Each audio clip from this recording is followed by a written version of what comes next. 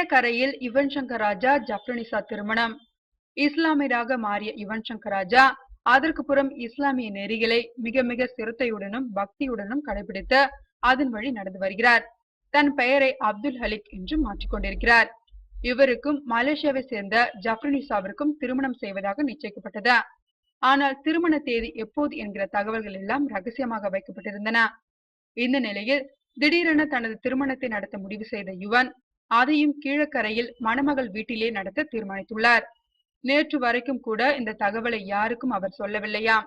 திடீரென இன்று அவருக்கு திருமணம் நடப்பதாக அரசல புரசலாக கேள்விப்பட்ட அவரது நண்பர்கள் இவன் நமக்கு கூட சொல்லலையே என்று அதிர்ச்சி ஆகியிருப்பதாக தகவல்.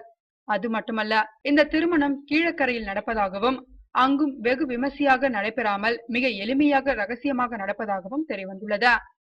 அதிர்ச்சி அதோடு நிற்கவில்லை. சென்னையில் இருக்கும் அவரது தகப்பனார் இசைஞானி இளையராஜாவிற்கும் இந்த திருமணத்திற்கு ஆரம்பத்திலிருந்தே சப்போர்ட்டாக இருக்கும் அவரது சகோதரர் கார்த்திக் ராஜாவுக்கும் கூட சொல்லவில்லையாம் யுவன்.